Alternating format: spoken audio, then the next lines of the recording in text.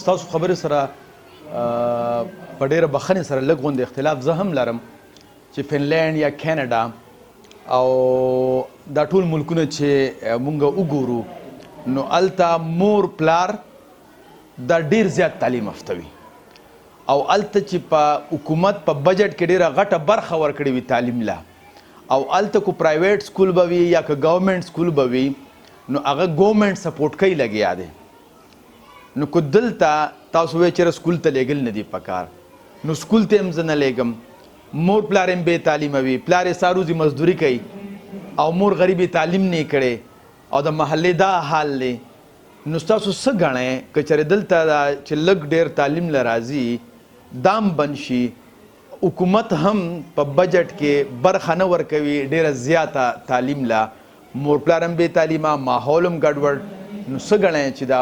معاشره به نور بد اړخ ته لاړه نه شي ستاسو خبره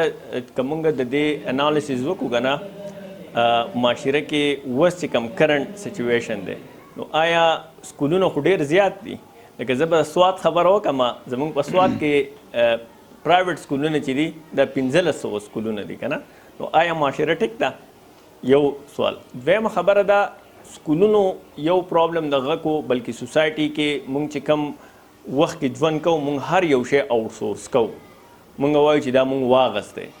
نو په دې سلسله کې تربیت هم مونږ اخلو چې مونږ تربیت چې دی هغه آوټسورس کوو او تاسو به کتلي زمونږ په وړوکوالي کې به په دې دیوالونو باندې وال چاکینګ کېدو او د فلیکسونه وغیره دا داسې په هغه وخت کې نو د ټوکې بینرې به وي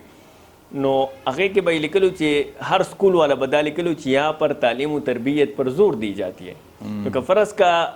هغه په 90s کې کم ماشومانو سکولونه کړي دي نو دا خو د هغو دا معاشره جوړه کړې ده دا تربیت ته معاشره ده دویمه خبره ده اوس مونږ لږ ماډرن شو کریکټر بلډینګ لفظ استعمالو او مطلب انګلیش کې د ایډورټایزمنټ وغیره کېږي نو د سکولز کریکټر بلډینګ چې دی هغه انډرسټینډ کړی نه دی او هغه کلیم کوي نو دا لکه ډېر یو عجیبه خبره ده چې مونږ دا کلیم کوو چې مونږ د ماشومانو تربیت کوو خو مونږ په خپله باندې تربیت پیژنو هم نه د خپلې ادارې د روښانه مستقبل لپاره پښتون لارښود ټیم سره رابطه وکړئ